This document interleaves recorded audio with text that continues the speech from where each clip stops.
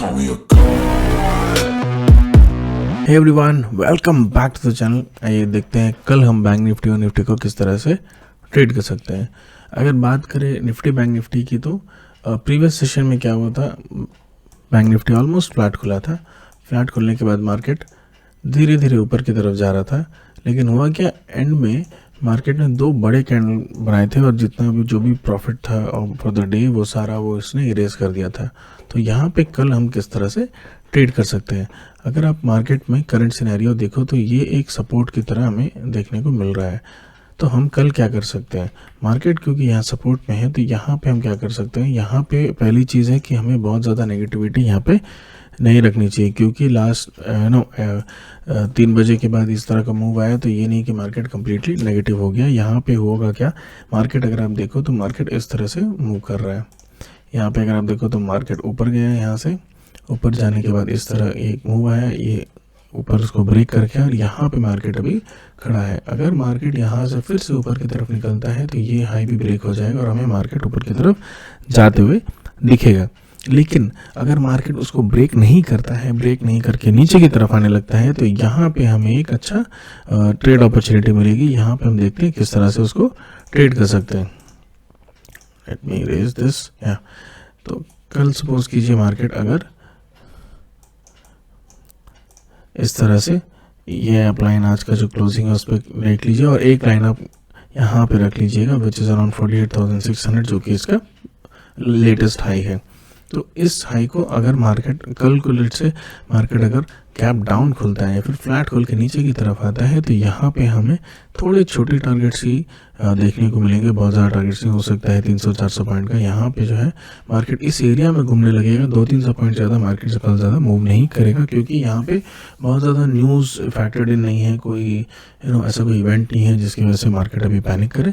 यहाँ पे of course Covid के जो केसेस है वो बढ़ रहे हैं, बट ये कंटिन्यूसली आ रहा है। जिस तरह से फॉल हुआ था कोविड का, हम वैसा फॉल एक्सपेक्ट नहीं कर सकते हैं इस बार में। तो यहाँ पे हो सकता है कि मार्केट नीचे खुले और धीरे धीरे नीचे की तरफ बढ़े और 47,500 के आसपास आके यहाँ पे एक रेस्ट कर जाए और ये जो डे है नेगेटिव में क्लोज हो जाए। लेकिन अगर मार्केट गैप अप खुलता है तो यहाँ पे हमें एक साइडवेज एक्शन देखने को मिलेगा और मार्केट फंसा रह जाएगा साइडवेज में।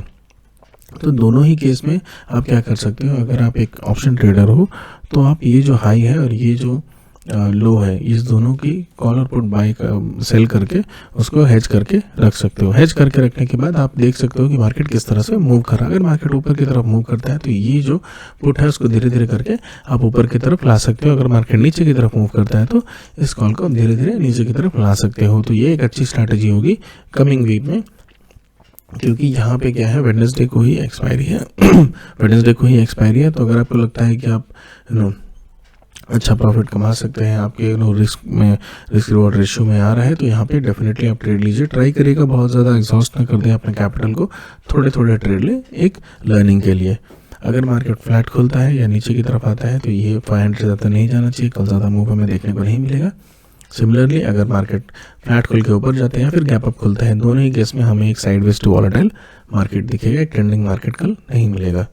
बात करें निफ्टी की तो निफ्टी में जैसे कि बहुत दिन से हम वेट कर रहे हैं, निफ्टी में एक फॉल पेंडिंग है जो यहाँ पे हमें देखने को नहीं मिल रहा है। ये जो अगर आप देखोगे प्रीवियस हाई, ये यहाँ तक निफ्टी आने की एक्सपेक्टेड है। यहाँ पे अगर आप देखो तो मार्केट इस तरह से जब मूव किया, मूव करने के बाद ये मार्केट ऊपर आया तो ये जो गैप है इसको फिल करते हुए मार्केट हो सकता है कल के दिन नीचे की तरफ आ जाए, यहाँ से फिर सपोर्ट लेते हुए अगर ऊपर की तरफ जाना है जाएगा या फिर धीरे धीरे करके और नीचे की तरफ आएगा। तो ये सपोर्ट आप मार्क करके रखिएगा। अगर मार्केट कल फ्लैट खुलता है और या फिर नीचे की तरफ आता है तो ये सपोर्ट मार्क करेगा। अगर ये सपोर्ट ब्रेक करता है तब हमें नीचे की तरफ और एरियाज ओपन करने को मिलेंगे, लेकिन फिलहाल मुझे नहीं लगता है यहाँ पे कल ये एग्रेसिव मूव में देखने को मिलेगा। तो यहाँ पे एग्रेसिवली कल मत खेलिएगा। अगर आपको ऊपर की तरफ खेलना है तो यहाँ पे मैं बोलूँगा ये रिस्क जो है बहुत ज़्यादा है। मार्केट 21,700 के आसपास खड़ा है, 21,830 को टच करके आया था। तो यहाँ पे अगर आप एक्सपेक्ट कर रहे हो कि मार्केट 22,000 चला जाए तो आई डोंट थिंक हो सकता है कि यहाँ से मार्केट और थोड़ा ऊपर जाए 21,900 के आसपास और यहाँ से हमें एक मार्केट रिवर्सल देखने को मिले। तो फिलहाल जो रिवर्सल के चांसेस है मार्केट के वो बहुत ज़्यादा है। तो यहाँ पे ट्राई करिएगा, यहाँ पे एग्रेसिव ट्रेड्स अपसाइड ना ले। अगर आप थोड़ा एग्रेसिव होते हैं डाउन साइड तो वो भी चलेगा। अगर आप let's see the weekly chart, अगर आप वीकली चार्ट देखो तो वीकली चार्ट इस तरह से दिख रहा है, तो आई डोंट थिंक यहाँ पे एक बाई करना एक गुड चॉइस है।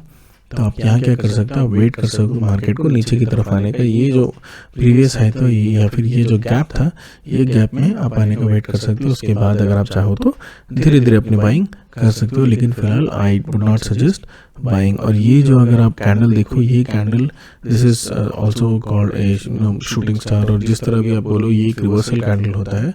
मोस्टली ये इम्प्लाई करता है कि मार्केट में बुल्स और बियर दोनों ही कंफ्यूज है और यहाँ पे कोई भी एक डिसीजन नहीं बन पा रहा है। तो मैक्सिमम चांसेस है इस तरह के कैंडल जब हाई में बनता है तो यहाँ से ये रिवर्स आ जाता है। तो कल हो सकता है हमें एक रिवर्सल देखने को मिले इन वीकली चार्ट। धीरे धीरे करके अगले वीक का कैंडल हम देखें किस तरह से फॉर्म होता है। उसके बाद हम ये चेक करेंगे कि हम अपने इन्वेस्टमेंट्स होल्ड करें या फिर उसको निकाल दें बाद में उसको रिबाई करने के लिए।